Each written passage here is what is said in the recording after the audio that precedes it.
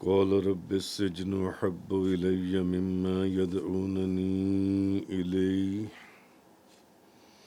وإلا تصرف عني كيدهن أصب إليهن وأكن من الجاهلين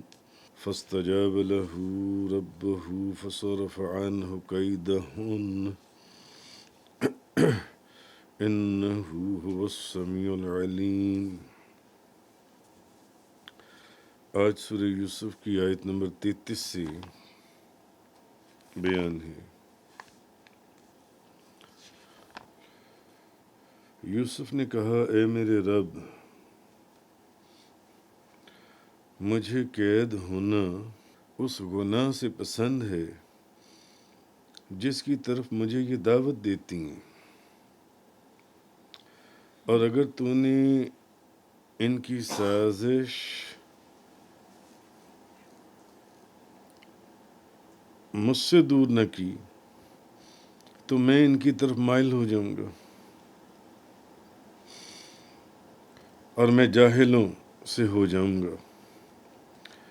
بس ان کے رب نے ان کی دعا قبول کی اور ان کو عورتوں کی سازش سے محفوظ کر دیا. بے شک وہ بہت سننے والا خوب جاننے والا ہے. حضرت یوسف علیہ السلام کا قصہ آپ سنتے چلے آ رہے ہیں، جن کے قصے کو قرآن نے قصوں میں سب سے حسین قصہ فرمایا. حضرت یوسف علیہ السلام کا ذکر. اب اس عورت نے جب حضرت یوسف علیہ السلام کو گناہ کی دعوت دی اور وہ جو سارا واقعہ پیچھے آپ کے سامنے بیان ہوا، اب فرمایا یہ جا رہا ہے کہ حضرت یوسف علیہ السلام کی ایک دعا کا ذکر کیا گیا ہے یہاں پر، اور اس دعا کے اندر حضرت یوسف علیہ السلام نے جمع کا صیغہ جو ہے وہ استعمال کی ہے. جمع کا صیغہ یعنی آپ کے فرمانے کے مطابق کہ یہ سب عورتیں، یعنی صرف زلیخا کی طرف یا اس عورت کی طرف، عزیز مصر کی بیوی کی طرف نہیں، فرمایا یہ سب عورتیں، یعنی یہ سب عورتیں ان کو گناہ کی طرف بلا رہی ہیں. یہ سب عورتیں ان کو گناہ کی طرف بلا رہی ہیں. اب اس کی ایک تفسیر تو یہ ہے کہ یہ سب عورتیں، ایک اس کی تفسیر یہ بھی ہو سکتی ہے کہ یہ سب عورتیں حضرت یوسف سے اپنی اپنی خواہش کا اظہار کر رہی تھیں. اب یہ وہی امیر کبیر لوگوں کی عورتیں تھیں جن کو عزیز مصر کی بیوی نے بلایا تھا اور جن کے ہاتھوں میں وہ چھریاں دی تھیں اور وہ سیب یا پھل یا کاٹنے کے لیے کوئی چیز دی تھی. تو اب وہ اپنی اپنی خواہش کا اظہار کر رہے ہیں. ایک تفسیر یہ ہے کہ جمع کا صیغہ انہوں نے اس لیے استعمال فرمایا کہ یہ سب عورتیں ان کو گناہ کی طرف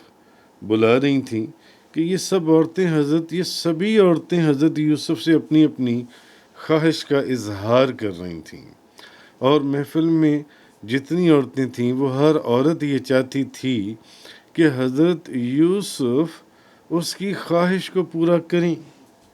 ہر عورت یہ چاہتی تھی. اور آپ پیچھے پڑھ رہے ہیں کہ حضرت یوسف علیہ السلام کا چہرہ ایسے چمکتا تھا، احادیث میں ہے، روایات کے اندر، جیسے بجلی چمکتی ہے،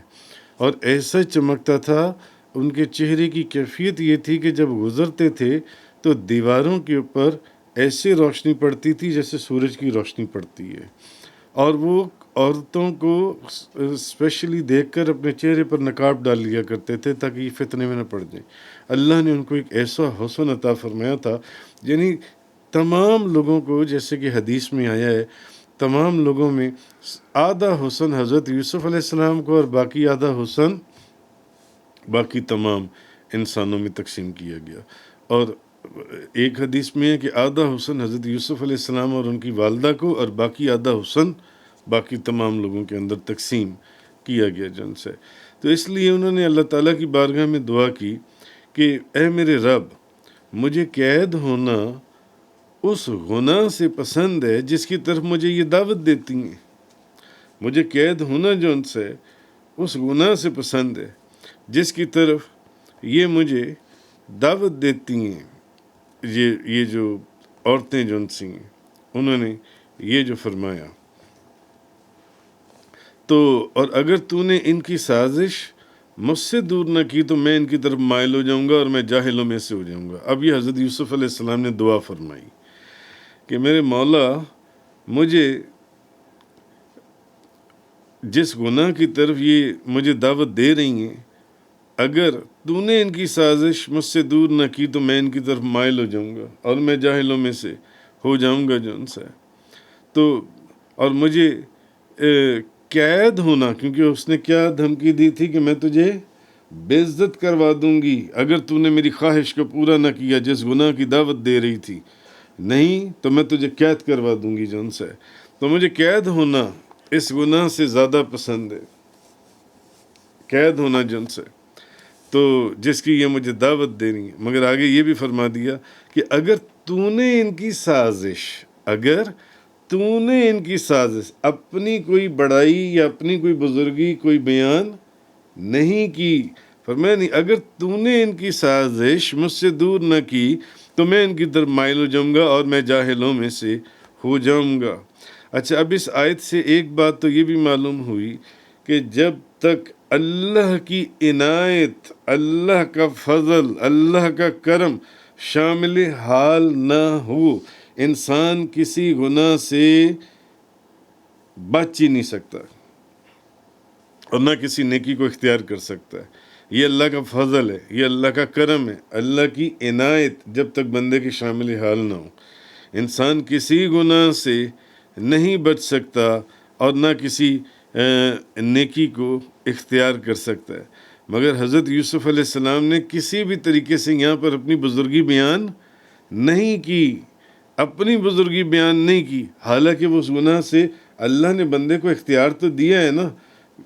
اختیار تو بندے کے ہاتھ میں ہے، تو مگر انہوں نے کیا کہا، انہوں نے کہا مولا کریم مجھے قید ہونا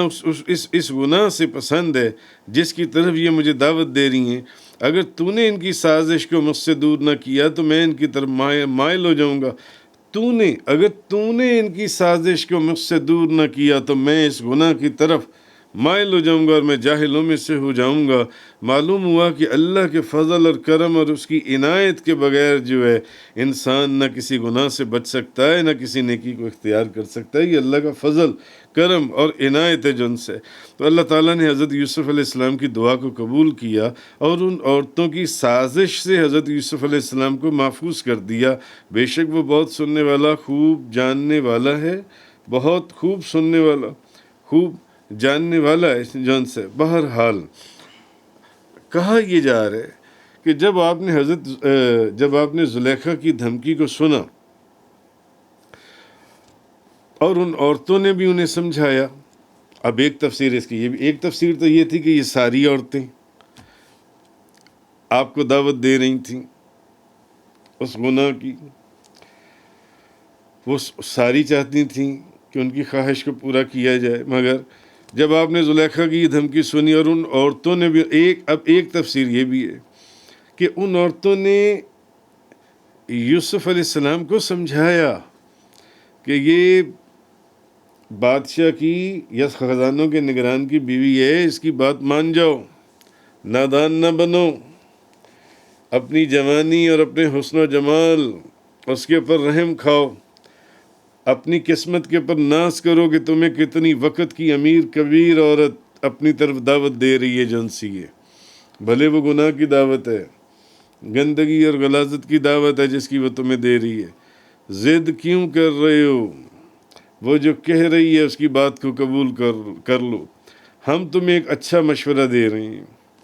اب یوسف علیہ السلام انہوں نے جب یہ دیکھا کہ مجھے ہر طرف سے گھیرا جا رہا ہے تو اس وقت پھر انہوں نے جون سا یہ دعا کی کہ اے میرے مولا، اے میرے رب، اے میرے مولا کریم، اے رب کریم، انہوں نے اے میرے مالک، بے شک مجھے یہاں اس جگہ کے اوپر 1000 آرام ہیں اور یہاں پر ہر شخص میرا احترام کرتا ہے۔ وہ کہہ رہی تھی نا قید بھی کروا دوں گی اور بے عزت بھی کرواؤں گی، یعنی احترام بھی ختم اور آرام بھی ختم جون سے ہے، لیکن اگر اس آرام اور اس احترام کی مجھے یہ قیمت دینی پڑے کہ میں تیری نافرمانی کروں اور میں اس عورت کی خواہش کو پورا کر دوں جس طرف یہ مجھے دعوت دے رہی ہے، تو یہ میرے سے نہیں ہو سکتا، مولا کریم یہ میرے سے نہیں ہو سکتا۔ تو حضرت یوسف علیہ السلام اب تک بے شمار، پیچھے جو آپ پڑھ رہی ہیں، بھائیوں نے ان کو جس طریقے سے وہاں سے نکالا اور کس طریقے سے ان کو مارا پیٹا، اور جس طرح انہوں نے ان کو ایک اندھے کنویں میں ڈالا اور پھر رسی کو کاٹا اور پھر نیچے پھینکا، اور پھر وہ قافلے کے ہاتھوں بکتی ہیں، پھر قافلے کے ہاتھوں میں ان کی قیمت وصول کرتی ہیں، اور پھر وہ مصر کے بازار میں آتی ہیں۔ یہ ساری مشکلیں، اتنی مشکلات اور تکلیفوں کے باوجود انہوں نے اپنے دامن کے اوپر کوئی داغ نہیں لگنے دیا حضرت یوسف علیہ السلام نے۔ تو زلیخا کے جو فریب تھے اس میں وہ پھنسے نہیں، اور حسن کو ان کے سامنے رکھتے ہوئے اس نے جس گناہ کی ان کو دعوت دی، اس کو انہوں نے اپنے پاؤں سے ٹھوکر مار دی کہ مجھے اس طرف کو نہیں آنا، جو ان سے نگاہیں ان کی جھکی رہیں جو ان سے۔ بہرحال تو شیطان کے ہر طرح کے فریب کو جو ان سے وہ انہوں نے توڑ کے رکھ دیا جو ان سی ہے۔ تو اس لیے اس ایسی صورت میں بھی جو ان سی ہے، انہوں نے اس کو اپنا کمال تصور نہیں کیا، انہوں نے یہ نہیں کہا کہ یہ میرا کمال ہے، یہ میری بزرگی ہے، یہ میرا تقویٰ ہے، یہ میری پرہیزگاری ہے، یہ میرا زہد ہے۔ نہیں نہیں نہیں، بلکہ اللہ تبارک و تعالیٰ کے سامنے بڑی اپنی بے بسی کا اعتراف کرتے ہوئے اللہ کی مدد اور توفیق مانگتے ہوئے دکھائی دیے۔ اور یہاں پر انہوں نے کیا التجا کی؟ انہوں نے کہا اے خداوند ذوالجلال، اگر تو مجھے ان کے مکر و فریب سے نہ بچائے اور تو میری مدد نہ کرے تو میں ایک لمحہ بھی ان عورتوں کے مکر اور فریب یا عیاریوں سے بچ نہیں سکتا۔ یہ تیری مدد ہے کہ تیری مدد سے جو ان سے میں ان کے مکر اور فریب سے بچوں گا۔ میرے قدم تو پھسل جائیں گے اور مجھ سے کوئی ایسا قصور سرزد ہو جائے گا کہ میرا شمار پھر جو ان سے مخلصین، کیونکہ ان کا تو نام ہی مخلصین میں تھا، جو ان سے آپ یہ بھی پیچھے پڑھ رہے ہیں، تو ان میں نہیں ہوگا اور میں جاہلوں میں سے ہو جاؤں گا۔ تو اللہ تعالیٰ نے حضرت یوسف علیہ السلام کی اس دعا کو شرف قبولیت بخشا، ان کی اس دعا کو قبول فرمایا اور ہر جگہ کے اوپر ان کو ثابت قدم فرمایا۔ حالانکہ حسن اور شباب کی جو دعوت ان کو دی جا رہی تھی، یہ وہ جگہ اور مقام ہے جہاں پر بڑے بڑے لوگ لرز جاتے ہیں کہ حسین عورت بھی ہو، امیر کبیر عورت بھی ہو، بادشاہ یا بادشاہ کے خزانوں کے نگران کی بیوی بھی ہو، وزیر کی بیوی بھی ہو، اور تمام مصر کے معاشرے میں ایک عزت دار عورت جس کی محفل میں تمام امیر کبیر عورتیں بیٹھتی ہوں، یہ حضرت یوسف علیہ السلام ہی کا کام تھا۔ تو یہ چیز ان آیات کے اندر اللہ تبارک و تعالیٰ نے ارشاد فرمائی، قال رب السجن احب الی مما یدعوننی الیہ وإلا تصرف عنی کیدہن اصب الیہن واکن من الجاہلین فاستجاب له ربه فصرف عنه كيدهن إنه هو السميع العليم ثم بدا لهم من بعد ما رأوا الآيات ليسجننه حتى حين۔ تو آیت نمبر 35 میں فرمایا، پھر یوسف کی پاک بازی کی علامات دیکھنے کے باوجود ان کی یہی رائے ہوئی کہ وہ کچھ عرصے کے لیے یوسف کو ضرور قید کر دیں۔ آپ یہ پڑھ آئے ہو کہ عزیز مصر جان تو گیا تھا کہ یہ ساری غلطی اور یہ سارا فتور اور یہ ساری گندگی تو اس کی بیوی کی مچائی ہوئی ہے، یوسف علیہ السلام تو اس میں پاک صاف ہیں، مگر اس کے باوجود تو اب کیا فرمایا جا رہا ہے کہ یوسف کی پاک بازی کی علامات دیکھنے کے باوجود ان کی یہ رائے تھی کہ وہ کچھ عرصے کے لیے یوسف کو ضرور قید کر دیا جائے۔ تو جب عزیز مصر پر اب حضرت یوسف علیہ السلام کے اوپر کی جو تہمت تھی سے برات ظاہر ہو گئی کہ وہ اس میں انوالو نہیں ہیں، تو اس نے واضح طور پر اس نے